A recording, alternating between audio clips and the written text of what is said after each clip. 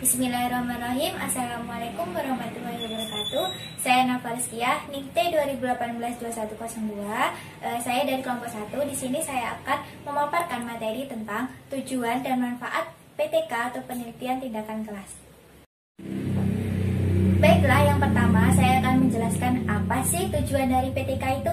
Nah, PTK memiliki tujuan utama, yakni untuk memecahkan permasalahan nyata yang terjadi di dalam kelas, sekaligus mencari jawaban ilmiah mengapa hal tersebut dapat dipecahkan melalui tindakan yang akan dilakukan. Nah, selanjutnya adalah tujuan khusus penelitian tindakan kelas adalah untuk mengatasi berbagai persoalan nyata guna memperbaiki atau meningkatkan kualitas proses pembelajaran yang ada di kelas. Setelah saya menjelaskan tentang tujuan utama dan tujuan khusus penelitian tindakan kelas, adapun tujuan penelitian kelas menurut para ahli. Nah, menurut MC Knight yang dikutip oleh Mulyasa, adapun tujuan penelitian tindakan kelas atau PTK yang dapat dicapai adalah sebagai berikut. Yang pertama, terjadinya proses latihan dalam jabatan selama proses penelitian itu berlangsung. Yang kedua, membiasakan guru mengembangkan sikap ilmiah, terbuka, dan jujur dalam pembelajaran.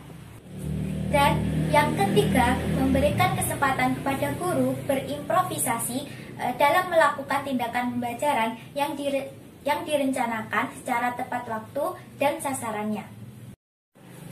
Nah, selanjutnya, selain memiliki tujuan, PTK juga memiliki manfaat. Adapun manfaat yang dapat dipetik dari PTK atau penelitian tindakan kelas itu mencakup inovasi, pengembangan kurikulum tingkat sekolah dan kelas, dan meningkatkan profesional guru.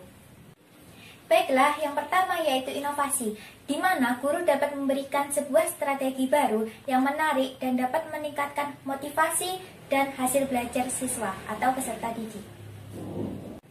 Yang kedua, pengembangan kurikulum tingkat sekolah dan kelas.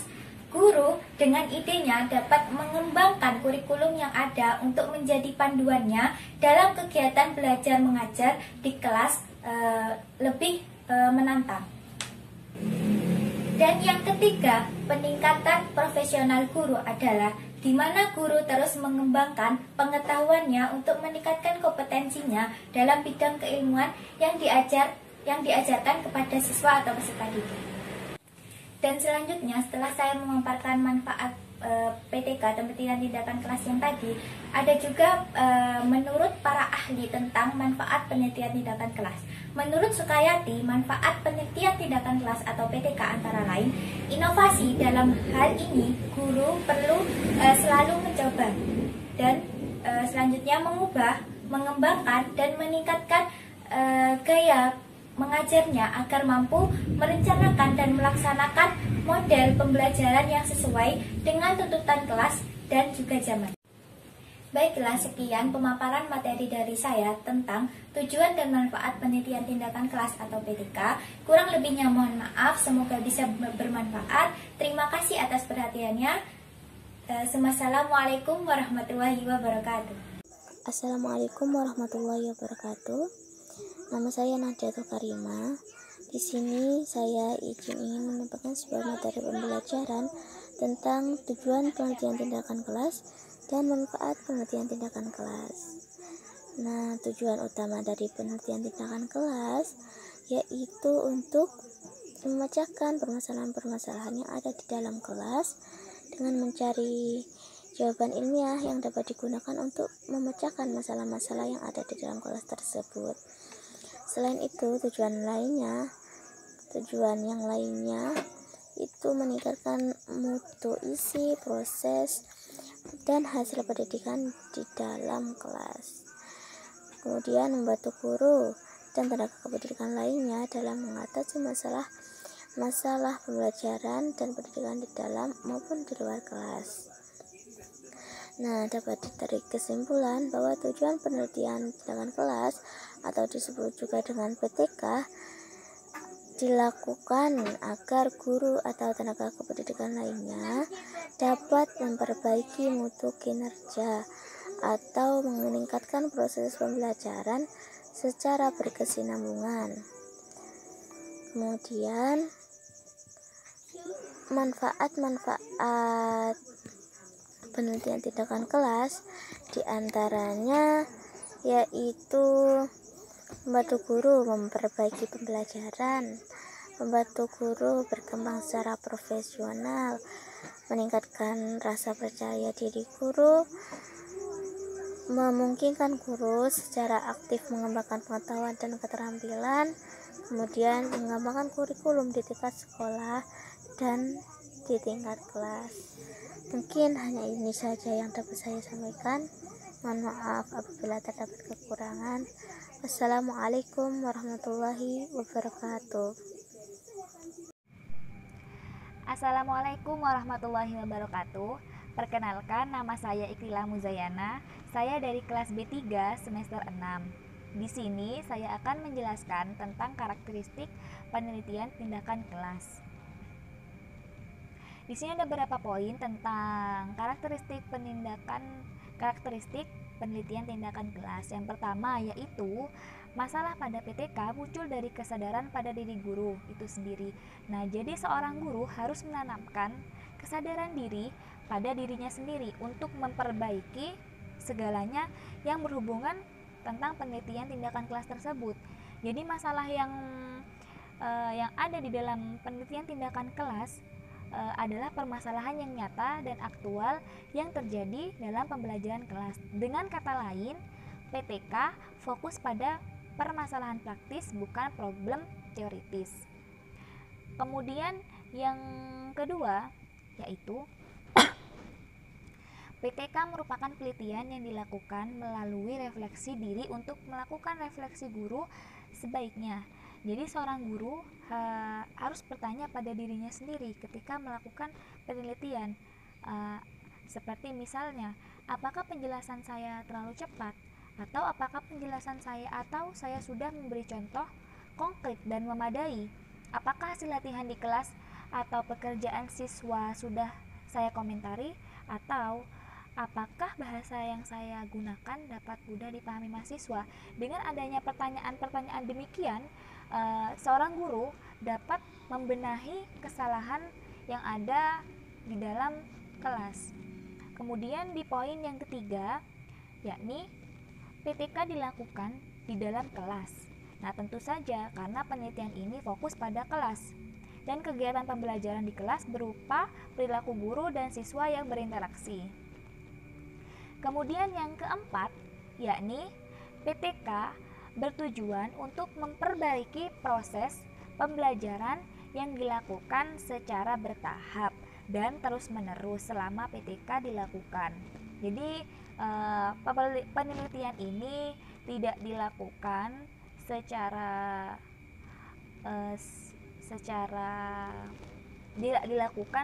terus-menerus. Oleh sebab itu, dalam PTK dikenal dengan adanya siklus yang tindakan yang meliputi yang pertama perencanaan, kemudian pelaksanaan, observasi, refleksi, dan revisi atau perencanaan ulang. Nah, kemudian yang terakhir adalah PTK merupakan bagian penting dari upaya pengembangan profesionalisme guru. Jadi adanya penelitian ini sangat penting untuk mengembangkan profesi seorang guru. Oleh karena itu, PTK mampu membelajarkan guru untuk berpikir kritis dan sistematis. Juga mampu membiasakan guru untuk menulis dan membuat catatan. Baik, sekian penjelasan dari saya. Kurang lebihnya saya mohon maaf apabila terdapat kesalahan dari penjelasan saya atau ucapan saya. Li'anal insan mahalul khata' wa nisyal. Wabillahi taufiq wal hidayah. Wassalamualaikum warahmatullahi wabarakatuh. Assalamualaikum warahmatullahi wabarakatuh. Pada kesempatan kali ini saya akan menjelaskan karakteristik penelitian tindakan kelas atau disingkat dengan PTK. PTK merupakan bentuk penelitian tindakan yang diterapkan dalam aktivitas pembelajaran di kelas. Ciri khusus PTK adalah adanya tindakan nyata yang dilakukan sebagai bagian dari kegiatan penelitian dalam rangka memecahkan suatu masalah. Tindakan tersebut dilakukan pada situasi alami serta ditujukan untuk memecahkan masalah praktis. Tindakan yang diambil merupakan kegiatan yang sengaja dilakukan atas dasar tujuan tertentu. Tindakan dalam PTK dilakukan dalam suatu siklus kegiatan. Di sini terdapat sejumlah karakteristik unik, karakteristik yang merupakan keunikan dari PTK itu sendiri. Yaitu yang pertama, PTK merupakan kegiatan yang tidak saja berupa memecahkan masalah, tetapi sekaligus mencari dukungan ilmiah atas pemecah masalah tersebut. Karakteristik yang kedua, PTK merupakan bagian penting upaya pengembangan profesi guru melalui aktivitas berpikir kritis dan sistematis, serta membelajarkan guru untuk menulis dan membuat catatan. Selanjutnya, karakteristik yang ketiga, persoalan yang dipermasalahkan dalam PTK bukan dihasilkan dari kajian teoritik atau penelitian terdahulu, tetapi berasal dari adanya permasalahan nyata dan aktual dalam pembelajaran di kelas. PTK berfokus pada pemecahan masalah praktis, bukan masalah teoritis. Selanjutnya, karakteristik yang keempat, PTK dimulai dari permasalahan yang sederhana, nyata, jelas, dan tajam mengenai hal-hal yang terjadi di dalam kelas. Selanjutnya, karakteristik yang kelima, adanya kolaborasi atau kerjasama antara praktisi. Praktisi di sini yakni guru dan kepala sekolah, dengan peneliti dalam hal pemahaman, kesepakatan tentang permasalahan, dan pengambilan keputusan.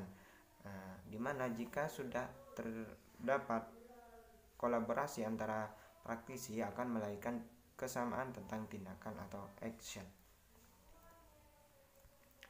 Selanjutnya, karakteristik yang terakhir yakni PTK dilakukan hanya apabila ada keputusan kelompok dan komitmen untuk pengembangan. Selanjutnya, apabila bertujuan untuk meningkatkan profesionalisme guru. Selanjutnya, apabila alasan pokoknya ingin tahu, ingin membantu, dan ingin meningkatkan. Dan yang terakhir, bertujuan untuk memperoleh pengetahuan dan atau sebagai upaya pemecahan masalah. Assalamualaikum warahmatullahi wabarakatuh. Saya Ila Trianggraini, NIM T2018-2107.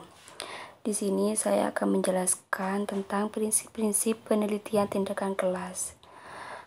Yang saya akan jelaskan yaitu prinsip-prinsip PTK menurut Hopkins.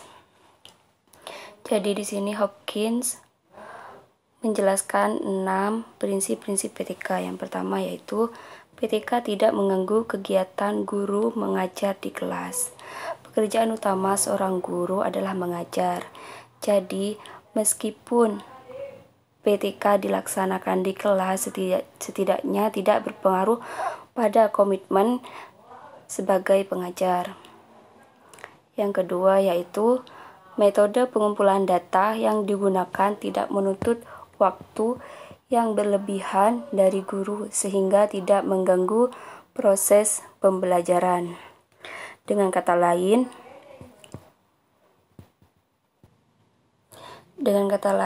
sejauh mungkin harus menggunakan prosedur pengumpulan data yang dapat ditangani sendiri oleh guru, sementara ia harus tetap aktif berfungsi sebagai guru yang bertugas secara penuh. Yang ketiga yaitu metode yang digunakan harus bersifat andal, sehingga guru dapat mengidentifikasikan serta merumuskan hipotesis dengan penuh keyakinan. Pada dasarnya, penelitian ini memperbolehkan kelonggaran-kelonggaran, namun penerapan asas-asas dasar telaah taat kaidah tetap harus diperhatikan.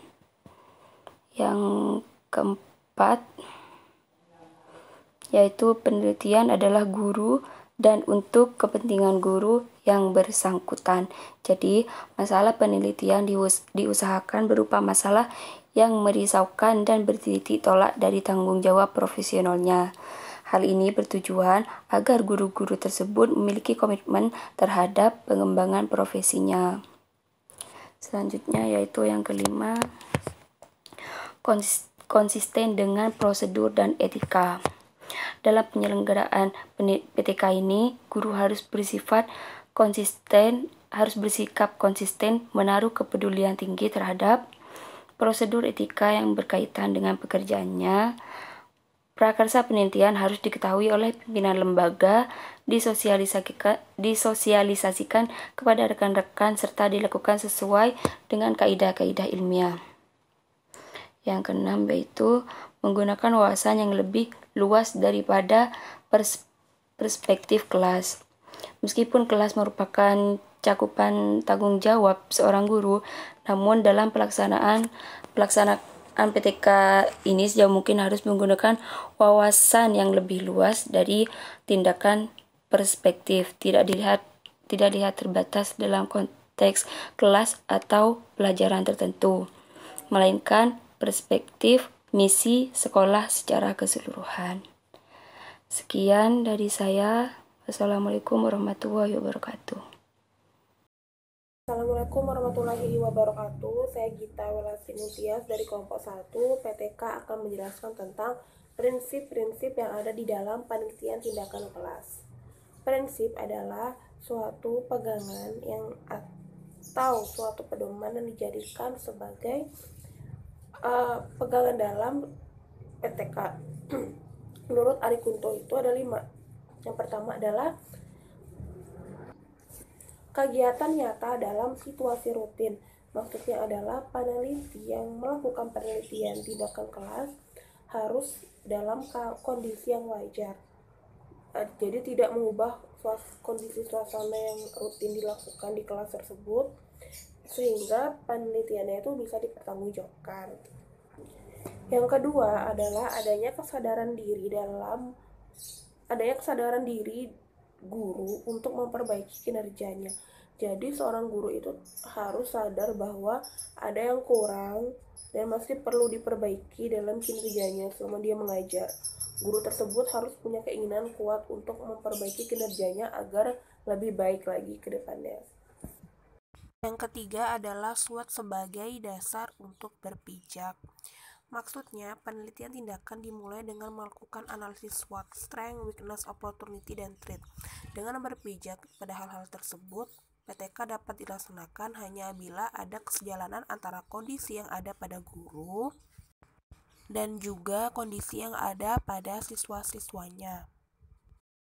Yang keempat adalah upaya empiris dan sistemik. Jadi, setelah guru itu melakukan analisis SWOT, yang berarti guru itu telah berhasil mengikuti prinsip empiris atau sesuai dengan pengalaman. Nah, setelah itu guru itu berpijak pada unsur-unsur yang terkait dengan keseluruhan sistem terkait objek yang sedang digarap. Nah, jadi misalnya kalau guru tersebut mengupayakan cara baru untuk mengajar, harus merubah semuanya seperti sarana prasarana, metodenya, terus jadwalnya, dan lain sebagainya. Yang kelima adalah ikuti prinsip SMART dalam perencanaan. Maksudnya SMART, S, spesifik, khusus, permasalahan, tidak terlalu umum, manageable, dapat dikelola dan dilaksanakan. PTK hendaknya tidak sulit, baik dalam menentukan lokasi, mengumpulkan hasil, mengoreksi, atau kesulitan dalam bentuk lain. Acceptable, dapat diterima. Dalam konteks ini dapat diterima oleh subjek yang dikenai tindakan. Artinya, siswa tidak mengeluh gara-gara guru memberikan tindakan tertentu dan juga lingkungan tidak terganggu. Realistik, operasional, tidak di luar jangkauan. PTK tidak menyimpang dan jelas manfaatnya untuk guru dan juga siswa. Time bound, diikat oleh waktu dan terencana. PTK dilakukan sudah ada alokasi waktunya tersendiri dan ada batasan waktunya juga. Demikian presentasi dari saya, kurang lebihnya mohon maaf. Wassalamualaikum warahmatullahi wabarakatuh. Assalamualaikum warahmatullahi wabarakatuh. Saya di sini akan menjelaskan tentang penelitian tindakan kelas, guru sebagai pengajar dan peneliti. Penelitian tindakan kelas, guru sebagai pengajar. Mengajar adalah proses menyampaikan informasi dan pengetahuan dari guru kepada peserta didik. Nah, di sini ya, ada yang namanya interaksi antara guru dan siswa itu sendiri. Nah, dari interaksi tersebut, maka kegiatan tersebut adalah mengajar. Bisa disebut dengan mengajar. Guru harus, ya, poin yang kedua yaitu guru harus bisa meningkatkan kualitas pendidikan dengan melakukan inovasi pembelajaran. Pada era saat ini, ya, ilmu dan teknologi, maka guru harus bisa menyesuaikan pembelajaran yang menarik agar siswa-siswa dapat meningkatkan ilmu pengetahuannya tentang ilmu yang diajarkan oleh guru. Guru harus mampu menanamkan nilai-nilai keagamaan. Semua ilmu selalu dan tidak akan lepas dari yang namanya adalah agama. Maka guru harus menanamkan di dalamnya adalah nilai-nilai keagamaan. Selanjutnya, guru mampu mengembangkan media pembelajaran yang efektif dan kreatif. Setiap guru, ya, di sekolah manapun, SMP, SMA, atau MTS atau MA dan lain sebagainya, ya, harus mengembangkan media pembelajaran. Dan dapat kita ketahui pada saat ini, ya, media pembelajaran sangatlah banyak. Contohnya salah satunya adalah LMS, Learning Management System. Nah, dari pengembangan media-media ini diharapkan siswa-siswa memiliki kemampuan-kemampuan bukan hanya di dalam sebuah pembelajaran yang diajar saja atau materi yang diajar oleh seorang guru saja, tetapi siswa bisa mengembangkan ide-ide, ya, mengembangkan ide-ide dan nilai-nilai yang telah didapatnya dari guru yang mengajarnya. Selanjutnya, guru harus mampu membentuk karakter siswa. Guru di sini menjadi salah satu poin penting dalam membentuk karakter siswa. Siswa yang memiliki karakter yang baik, ya, mereka akan menjadi pemuda-pemuda yang akan mengemban, ya, amanat yang besar untuk negara ini khususnya. Karena suatu negara dikatakan baik, ya, bila dilihat dari pemudanya. Nah, jadi seperti itu. Jadi seorang guru harus mampu menempa, mendidik dengan baik pemuda-pemuda agar menjadi seseorang yang mempunyai komitmen, ya, untuk mendidik pemuda-pemuda selanjutnya. Baiklah, selanjutnya guru sebagai peneliti. Sebelumnya itu adalah guru sebagai pengajar. Ya, sekarang guru sebagai peneliti. Guru sebagai peneliti yaitu adalah guru melakukan sebuah penelitian ilmiah yang dilakukan secara rasional, sistematis, dan empiris. Jadi guru di sini pada guru sebagai peneliti di sini, ya, lebih difokuskan kepada anak didiknya sendiri, karena itu akan lebih memudahkan dalam penelitian ini. Yang kedua adalah PTK, penelitian tindakan kelas dilakukan di kelas yang diajar. Jadi bukan di kelas guru lain, tetapi kelas yang diajarnya. Nah, ini ya, karena kita yang mengetahui karakteristik dari setiap siswa tersebut. Nah, guru mampu mengembangkan pembelajaran melalui penelitian tindakan kelas. Jadi, setelah penelitian ini selesai, diharapkan selanjutnya ya, akan menjadikan ya penelitian ini agar lebih kelas yang diajarnya agar lebih maju, supaya kedepannya menjadi kelas-kelas yang di dalamnya memiliki murid-murid yang interaktif ya, memiliki keilmuan yang tinggi. Nah, itu yang diharapkan dari penelitian ini ya. Selanjutnya, 4 aspek masalah dalam penelitian tindakan kelas. Masalah yang pertama, masalah yang berkaitan dengan pengelolaan kelas. Nah, pengelolaan ini sangat penting ya. Di kelas ya, di suatu kelas ya, harus terdapat struktur kelas ya, dari mulai ketua, sekretaris, bendahara, dan seterusnya. Nah, ini akan untuk apa? Untuk apa semua ini?